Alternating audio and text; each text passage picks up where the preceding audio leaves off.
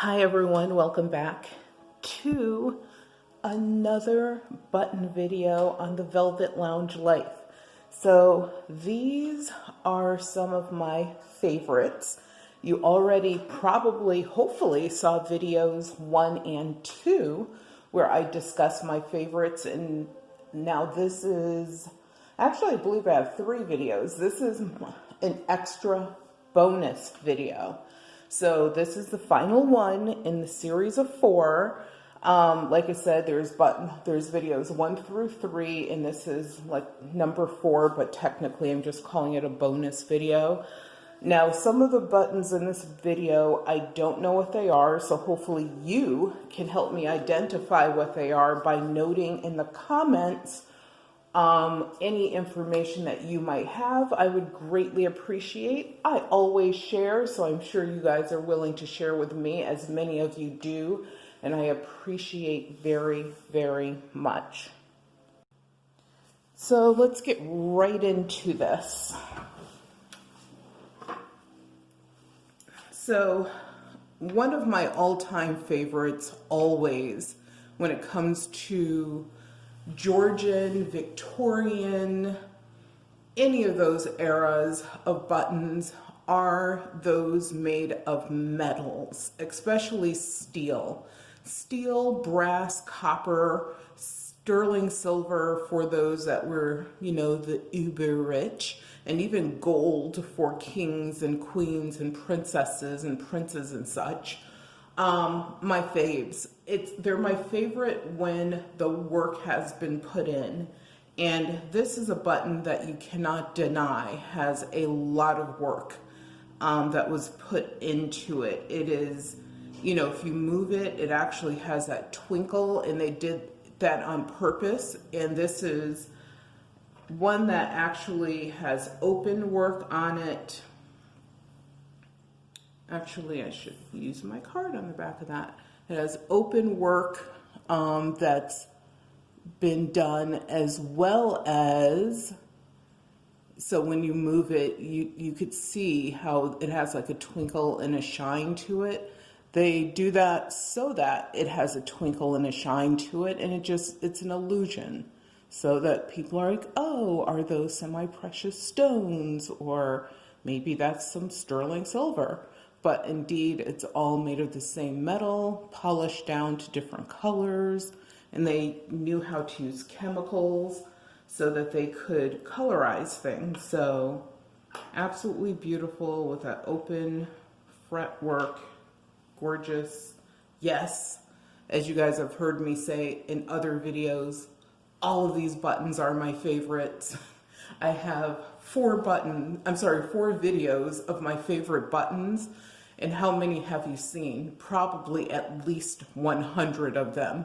I have others that are also my favorites, but I couldn't put everything into these videos. So I sort of picked and chose, and they're favorites for different reasons. So this one, I'm not sure, it's made of glass, and it actually reminds me of like a blob of pudding for some reason. But I love this button. It was given to me by a very good friend. I don't know a lot about it, so if you guys have any information on it, that would be great. You could see that it is molded. You can see that beautiful mold. It's a definite chunky little button. It's not a small one. It's probably a little bit bigger than an American quarter, or for those of you in the United Kingdom, your large cent, which is an old antique coin. So it's large. It's not a small button, and it's thick enough. They didn't get cheap and make it like thin or whatever. And you can see what the shank looked like. And the shank is actually made of brass, I believe. It looks like brass. And then I have this gorgeous molded button.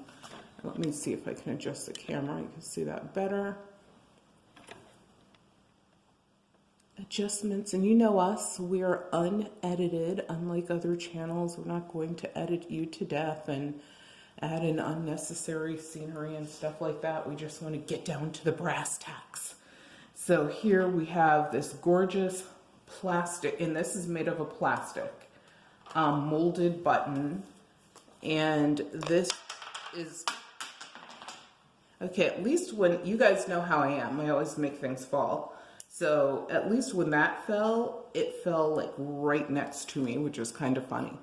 But anyway, this one is made of a plastic, as I stated, but look at all of the detail on that. Tons of detail, and hello, we're a sucker for flowers and greenery, and the button happens to be green, which is also another cool thing about it. So very nature inspired, and something that's kind of unusual about this button is right here at the top, that's not damage. That's where this button was attached to another button and they were snapped apart. So I've never really seen that before with a button. And if you look at the back, there's no like real mold mark, which usually is a line that goes straight across, whether it be left to right or up and down. It's very smoothly finished on the back. It does have like this weird circle that goes around the shank. And like I said, I could see that little area where it was attached to another button and they were like snapped apart. Here is one of my favorite Lucite buttons right here. And this one is just a swirl of color. It's as if they were making, let's just say, 20 other Lucite buttons and are like, what are we going to do? We have a little bit of this, that, and the other color left. And someone said, well, let's make a bunch of swirly buttons and combine it all together. And that's what this reminds me of. This reminds me of a melting pot, like what the world should represent in peace and harmony.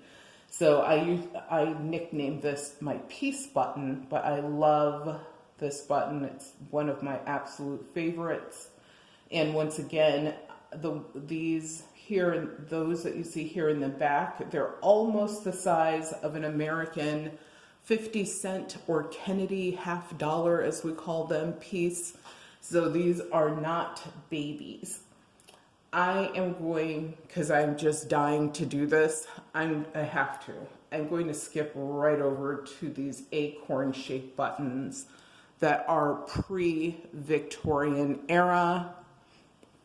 Let me make sure that you guys are getting good light on this. Where am I? Right there in the viewfinder. But this is I have only a couple of these very old buttons. They would have attached from the top, so you could see it had sort of like a cloth shank that's missing, or something that was organic as a shank. The button inside, or the metal part, is what you're seeing right there, and it was covered with this flocking. I have a video where I discuss flocking, and I have probably one of the rarest buttons ever that's completely flocked. No one has ever seen one like it before, and these I think might be in that category of super incredibly rare. Love, of course, these buttons. And the other thing about these is I think that the metal is copper. It looks like copper and it's oxidizing very slowly, so thankfully always been properly stored, just like traditional copper. This button I actually received this season, and beautiful, love it. My favorite color is purple amongst others, but my absolute, like if I had to choose one color out of all, purple would be it. And you can see it has all these little rhinestones on it. This is a nice bulbous chunky piece as well, and it's like a piece of jewelry to enhance the coloration. The maker used black paint so that the color really stands out, and you're probably not getting the full glint of its shininess and how like amazing this is, but it's absolutely stunning. And then what the maker did is they used what appears to be maybe a gold or something leafing around the rhinestone to give it color. That's something that they did in the olden days to just make things sort of shine more. So that's a common method used with costume jewelry. And remember, I do have lots of jewelry videos, you guys. Recently, there's a channel that didn't mention me by name, so I don't know if I should mention them by name, but they actually created their first button charm string, and they made theirs from buttons that they found along the rivers and the banks of different locations in the United Kingdom. So I thought that was very interesting, and that's the reason I'm mentioning that is when I think about like old jewelry making, a lot of old button techniques and jewelry techniques can marry or mirror each other, and you can marry them together because, hello, these look like pieces of jewelry more than they look like they're definitely not standard buttons that you would put on your clothing, for example. So next, let's talk about, and I will talk about these two together and make sure I have them both in frame. I have this one and this one with a crown, this one with a lute, L-U-T-E, which is an instrument that basically no one probably really plays anymore, unfortunately, fortunately, don't know. Unfortunately, really, losing the music, losing the arts is a sad thing. But I love these because they have the white enamel.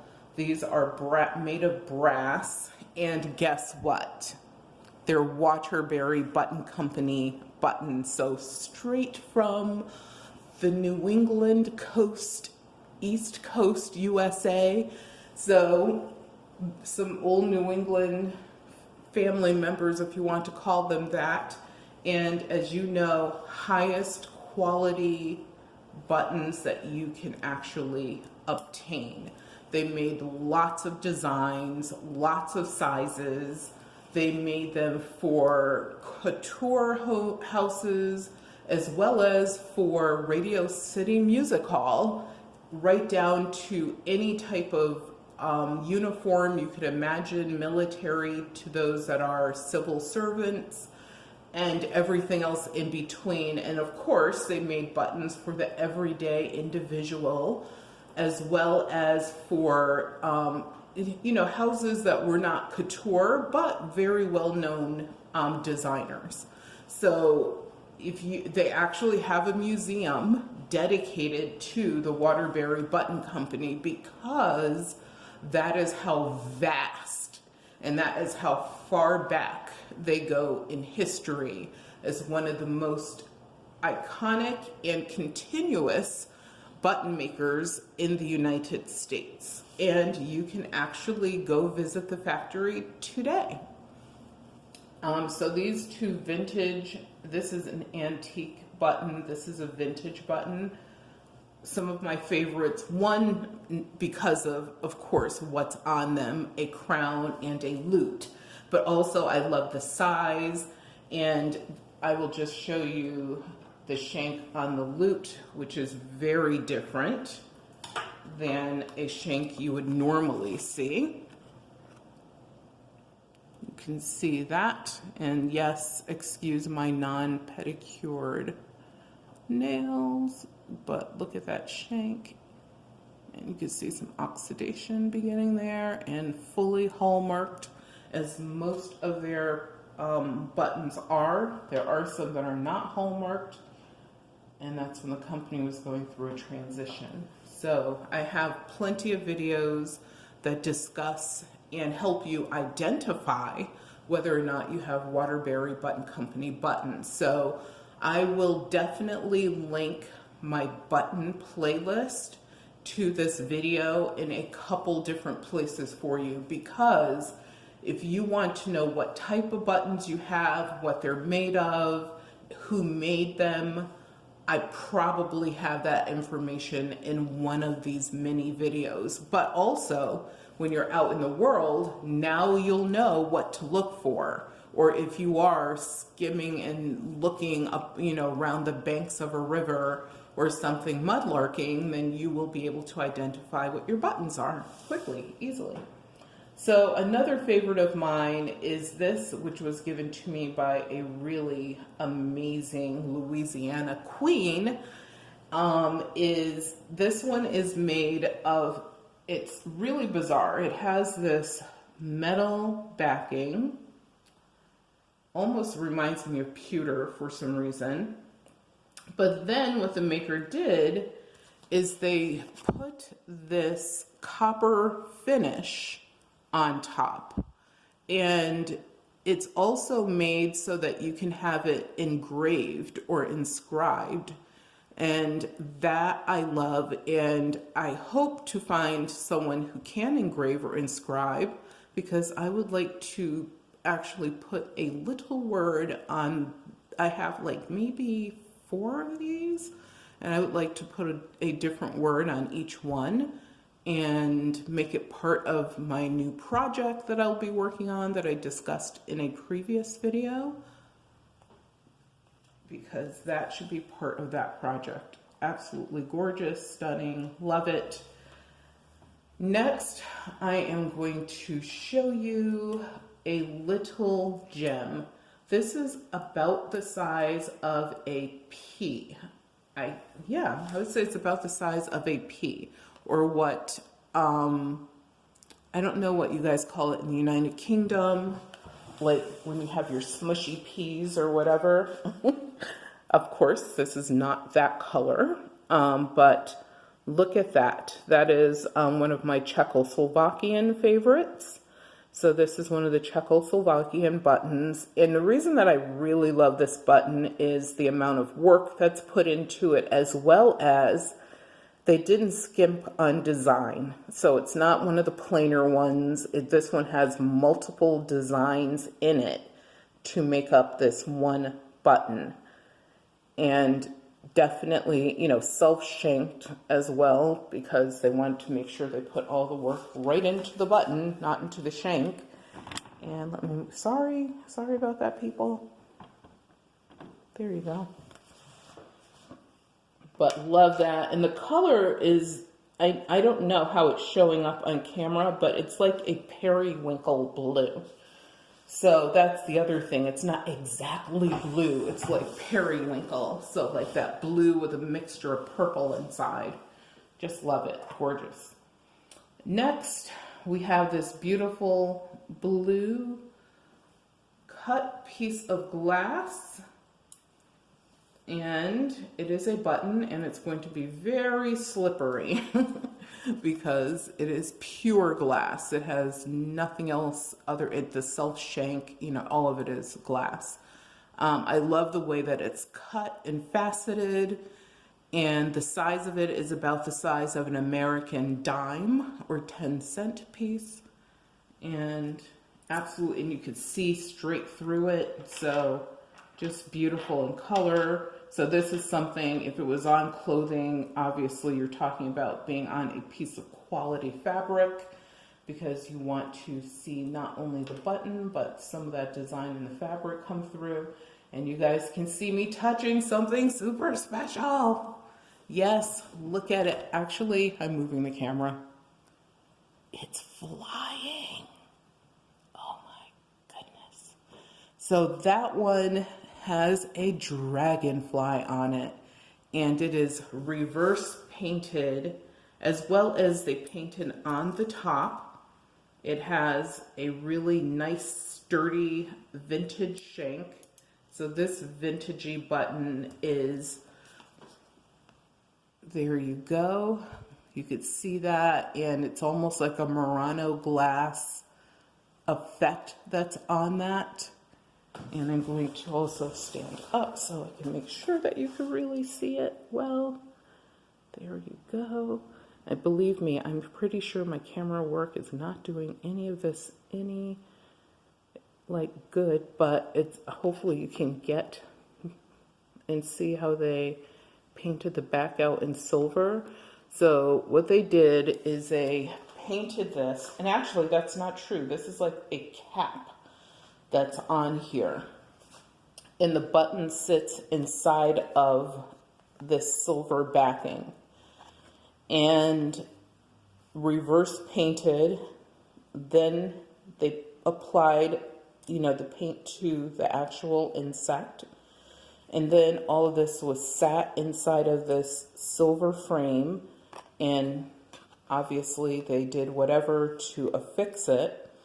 And like I said, a great shank on that, and created this beautiful piece of artwork. Just imagine like a bunch of those on your clothing. Shoot, imagine one of them. And then I have some twinkle, which you guys, sometimes you call them twinklers. We call them mirror backs. There's like a couple different names for them here. This is another favorite of mine I've had ever since I was a very young child from my grandmother. And it has a heart in the center. You can see like a soldier's helmet at the top, lots of flourish. And it's made of copper. I don't know if this pertains to a particular regiment or not, or if it's just, you know, one of those very old pre-Victorian buttons. Here, I don't know if I showed you guys this one before, but if I did, I'm showing it to you again because I just love the colors in this. Oops, I'm trying not to drop it. Where are you? You are there. But this one has been hand painted. It's made of glass, black glass, if you can't see that. And one of my favorites. I don't know who made this one, but just love the work that went into it. Here is another Victorian black glass jet, probably mourning jewelry, like mourning. And you can see it has a little, what we nowadays call little paisleys on it, a tribute to Prince. And they're sort of painted different colors, different shades.